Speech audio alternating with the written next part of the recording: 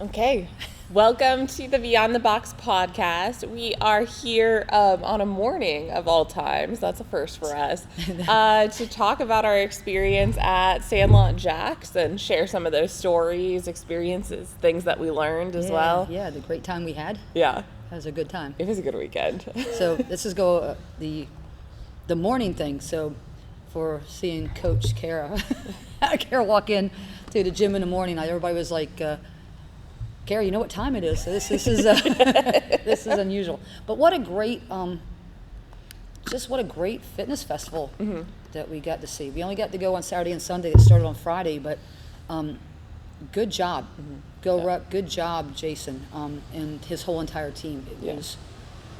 The whole festival was well run, well organized.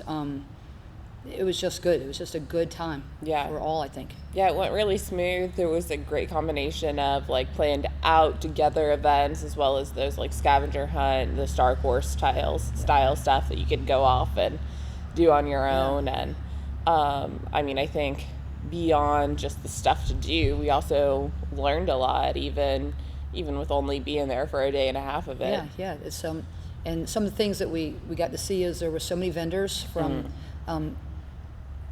companies that we see all the time in the fitness industry, and we got to talk to their reps, got to see hands-on with their equipment, got to use the equipment. Tons of challenges, which I think every athlete loves a challenge, and they set them up to allow us to give that a try. The erg, we got to row on the sliders, which that was I learned a bunch through that group, and it definitely was great as far as like evening out your stroke and making sure that you're balanced and everything. Like I'm going to take lessons from rowing on there to translate into coaching as well. We got to bring back we did it. It was fun for us to do it, but it also allows us to take what we learned and bring it back to the athletes at our gym. And, well, it makes the way that it makes you row is really cool in that, like, we coach that way, but we didn't know why we coached that way with this, like, rowing for calories, that very strong leg drive that you have to balance out with that slower recovery. Whereas, like, if you were just pulling away, you use a little less leg drive to get that balance on the machine. It drives up that stroke count and you can row for meters a little bit more. But and the folks there were so helpful with coaching us through what we were doing. And that was extremely, it was beneficial, and it benefits us as athletes and allows us to transfer that information back to the athletes that we know. That was probably one of my favorite things. Got to talk to First Form was there, and we learned something new about the First Form folks, that if you do order First Form or you have questions and you have to open up a chat with them at First Form, they're registered dietitians. So you're talking to somebody that has years of experience with nutrition and the product that they're selling. So that was something we learned. So that is a fantastic resource that we just didn't know about. I mean, we have a little bit of access to Omar and can pick his brain some, but being able to say that any athlete can go onto that app and chat and know that they're going to get quality information. So shout out to First Form, for putting that type of group together that allows us to get quality information from their representatives. So it was good, and plus we got to try out all their goodies. So much good stuff. Never bad there. The vegan products were really good. I wasn't feeling as sad about the whole not doing dairy thing after tasting those. Yeah, Kara stopped doing dairy. How long ago you stopped with the dairy? About a month now. About a month ago. So if you are vegan and you don't do dairy, check out First Form with their vegan bars. So that gives you a quick snack that's going to be full of protein that you need throughout the day. So, check them out, and if you have questions, you go on that chat and they'll answer all the questions for you. If you're local, contact us and we'll get you hooked up with our First Form Peeps. rep. Get you hooked up with Skeeter, and she'll get you whatever you need. So, but that was great. I could just go through the list. Obstacle course. Kara got to do the whole obstacle course. That that was fun. Yeah, no, that was really fun. Okay, so I mean, we've talked about it on the podcast before. Like, I got into CrossFit because of obstacle course races, and I did them for like the year after I started CrossFit, and then I had enough of the Kool-Aid that I was focusing on competing on the CrossFit side of things. But getting back into that, like, it reminded me just like how much I love it. How so fun it was. Definitely gonna do the November Florida race. There we and go. I already have some recruits, so that's cool. So here we go. We're recruiting again. If you want to do it. Oh yeah, we're gonna call out these people because they said that they were gonna do it. So Crystal's joining. There we go, Crystal. It is Kia's postpartum goal too. There we go. So yeah. Kia, You guys are on the hook. It's on video. It's on the internet. That means it's got to happen. So but yeah, obstacle course was great. I can't say anything that wasn't really just that I didn't enjoy. It was phenomenal all around. I mean, the only negative for me is that I didn't bring more types of sunscreen. Because it was hot out. But you had the CEO from CrossFit, Don Fowle was there. He did a meet and greet, and then also did a talk for all the athletes. Lots of good information while we were there, talking to the different vendors. I mean, big, huge shout out to GoRuck for the event that they put on. Yeah. And anybody that participated in it vendor-wise, the athletes that they brought in for the GoRuck Games.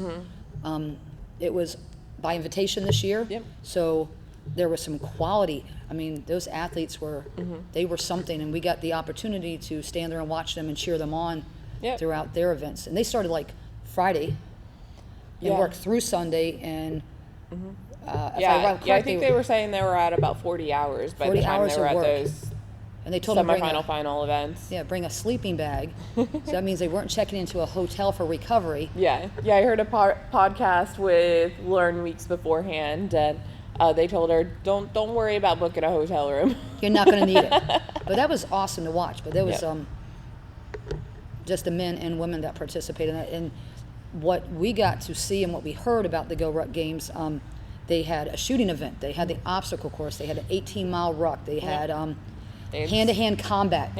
Swimming, rope tying. Then just brutal,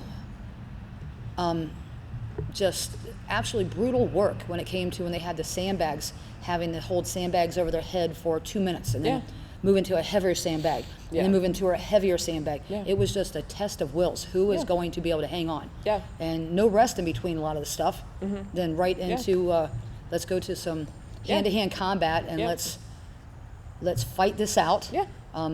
Multiple. I loved the multiple ways to win. You can knock them out of the ring. You can get them to submit, or you can take the training weapon and a kill shot. I mean, it was very well designed. The cadre were 100% on top of it, and it was badass. Yeah, I can't wait for next year. It's GoRuck also has put something into play where folks that any level of fitness can get involved with rucking, and it just makes you you get stronger, you get fit. And it's something that everybody pretty much can do.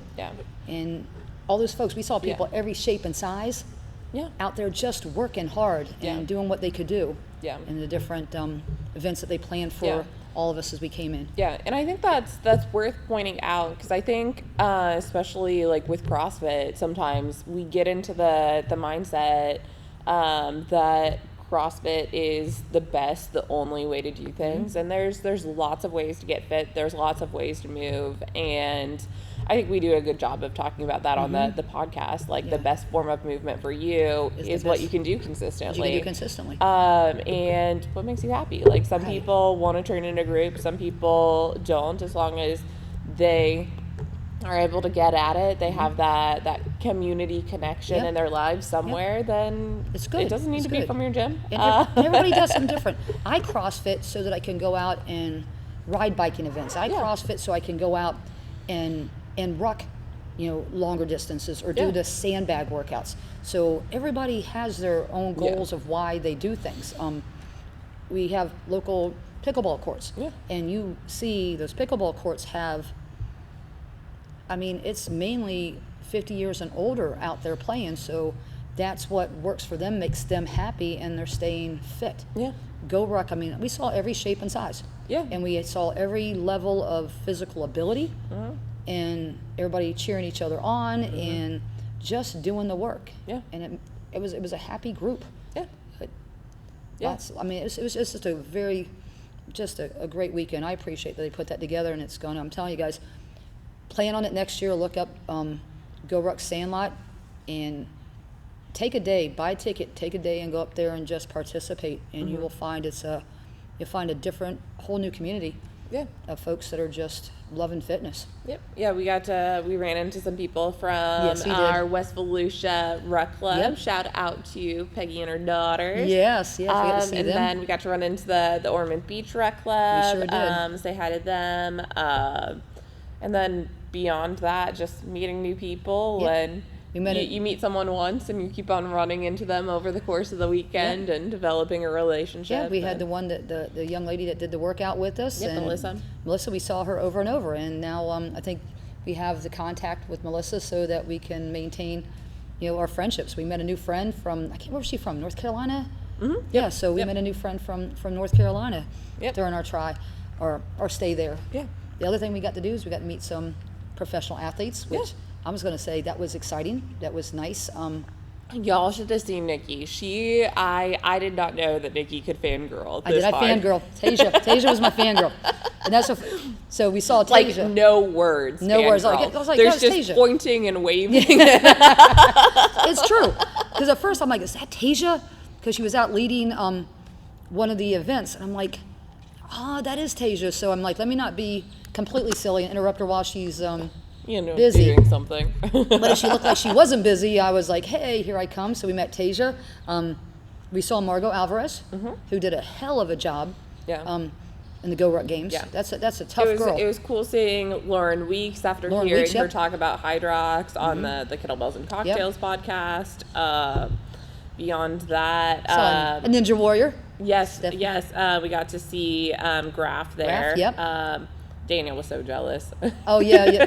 Kara's little brother is a huge fan. Oh, yeah. Huge. I mean, I could not tell you how many hours of ninja competition he has watched all over the internet. And there we are with a picture with one of the most popular females in the Ninja Warrior community. Yeah. Who else we see? We saw the girl that won the GoRuck Games. Yeah. We didn't really know who she was, so we did recognize very quickly that was an athlete that you don't get to see every day. Just that special athlete. And so we started doing our homework, looking up the leaderboard, and we figured out her name was Carly Wopat. Did a little research on her. Professional volleyball player that's transitioned over to CrossFit, transitioned over to obstacle course racing, a lot of different things. And that was, I think it was a treat watching an athlete of that caliber and how she moved through things and the mental toughness. Holy smokes, that was great. Yep. Yeah. Took some time off of full-time pro volleyball to go and become a firefighter too. Stepped back into the world of full-time professional athlete recently, and was able to train herself up quite well in advance for the GoRuck Games. So it was really cool to see her throw down, to see that grit after that many hours of work. She was a machine. Yeah. And I mean, and you could tell, you could look at her and you knew she put the work in. There's no doubt she was a physical specimen. And then to know that mental toughness that went with that. Yeah. I mean, the grit was just absolutely amazing. Yeah. I mean, that entire women's top 8 was amazing. Calypso was moving. Yep. And then, I mean, they were good. They were intense too.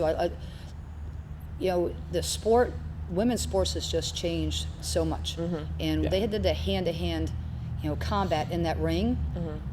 It was full-fledged. They were out to win. It wasn't. Oh yeah, there was no pulling punches. No, they were out to do their thing and take home the prize. Yeah. But yeah, there was someone that was being flipped out of the ring as they were tapping. Yeah. And nobody let go of them yet. Yeah. But the guys as well, and the guys were amazing with their athletic skill, their grit.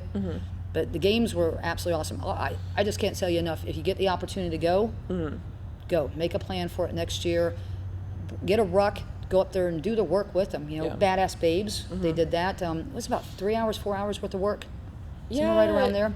Yeah, 2.5, 3, something 3 hours. like that. Yeah. All women. Yeah. Going out, doing the work, rucking, doing, carrying heavy stuff, working together. Yep.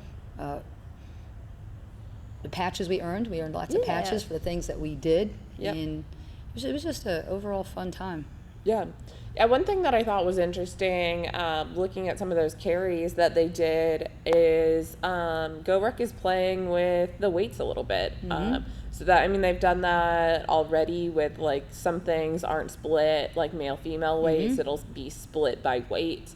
Like, if you're over 150 pounds, you're carrying a 20-pound plate in your bag instead of a 10. But even looking at those overhead holds, we saw a 44 on those women's sandbag kettlebells, and the guys were there at their 53. 53. So that's bumping up that ratio too. We figured it was like an 80% ratio now between. Yeah, it was. I think 83 is what we 83% of what the guys carry. Yeah, so that's changing from like 70. It was like 69, 70% up to 83. I mean, so the women are getting. Yeah, they kind of followed originally. I mean, it was like that difference between the ruck plates, but a lot of stuff when they went male-female scaling, they followed the kind of CrossFit 70%, which is based on weightlifting. Yep. So that was interesting to see, and it'll be interesting to see how that evolves both for that sport as well as for CrossFit. See if we move the same direction. I wouldn't be surprised if you see those ratios starting to slide a little bit, just because, I mean, if you look at the games and things, like, you're seeing some of these weights that are right at that, like, 69, 70%. Women are finishing those workouts before their male counterparts. Yep. And because women are getting stronger. We're putting in the training, and I wouldn't be surprised if we start seeing 75% on some of those scalings this year. See what happens. But not that I'm giving Boz the idea or no, anything. don't give no ideas there. But the different sandbags we saw too. I mean, I like the way they programmed with the two athletes come out. We both put a 44-pound. Yep. Or the guy, if I'm a guy, I'm putting 50 pounds in that single Lock arm that locked up over. position for 2 minutes while we're facing one another. I think it might have been 3. We'll have to. Was check it 3? You were staring at each other. Yeah. Then they sat that one down, went to a 60-pound ball overhead, D-ball overhead, staring at one another. Yep. So it was like, Did you see Carly Lopat, how her hand was wrapped around that ball wasn't going so anywhere. So comfortable. Was it an 80-pound or 100-pound that they had to go into that hold? I can't remember. It was heavy though. Yeah. But the third was they had to hold this jerk huge or hold. sandbag, and No hands touching, no weight on your shoulders, and there was no time cap. No. It's either I drop it or you drop it. So if I drop it first, you're the winner. So it was just really tough, but it was great programming. The guys, I mean, guys and gals both. That was great programming, and the Mannion Foundation was there. I'm trying to think who else was. Lots of different groups. CrossFit was there. The obstacles. The CEO from was it Savage Race? Yeah, we got to see Sam Abbott and thank him for putting together the obstacle course and joining in on all of that. Beyond that, barbells for bullies. Yeah, barbells for bullies. That Nikki got a little shirt. Got a shirt. That's with that too. They the money that they get for their T-shirts, they donate to rescues. Support rescues. Support rescues. Yep, they had one shirt that Nikki didn't wasn't a Nikki size, but it's AMRAP, as many rescues as possible, which is really cool shirt. So look up Barbell for Bullies. So so that's a cause that goes to something really really nice, really helpful to saving the dogs and stuff. So, but there was a lot of. Yep. We met the GoRuck team leaders. Got to go to that tent and meet some other. Yeah, meet some of the other club leaders. Talk to Doug Stryker, who puts together a lot of the resources that we benefit from as club leaders. So that was really cool to be able to thank him for everything that he put out. The time that he puts into this. For sure, yeah. I mean, a lot of times those things are thankless jobs. Yeah. So it's It's a lot of exciting work. to get the chance to speak to those people and share that thanks. And even with Tasia, being able to say just like thanks for inspiring. Yeah, thanks. So. And what's really cool is that I was fangirling over Tasia. I'm not going to lie. That's somebody that I followed for for a long time now. And I posted our picture, and I tagged her, and she took our picture, put it on her Instagram page, and wrote back saying, "Hey, it was nice meeting you." To take the time to say, "Hey, nice to be able to see you, nice to talk to you, nice to meet you," which just shows just a good character on her part. It was fun. Everybody was inviting, and we learned lots. But it was just a great weekend. Yeah, for sure. I think that kind of about wraps up our talk. I mean, as soon as we have dates for next year, we'll definitely share those out on the Instagram so that y'all can save the dates alongside us. Yeah. And that call out is still there for Savage Race in November. Join us. We're going to do the Savage Blitz since we got some newbies with us. Still 20 plus obstacles, about 3 miles.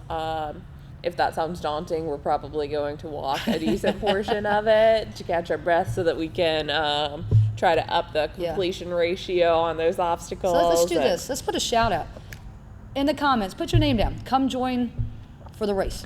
Come join.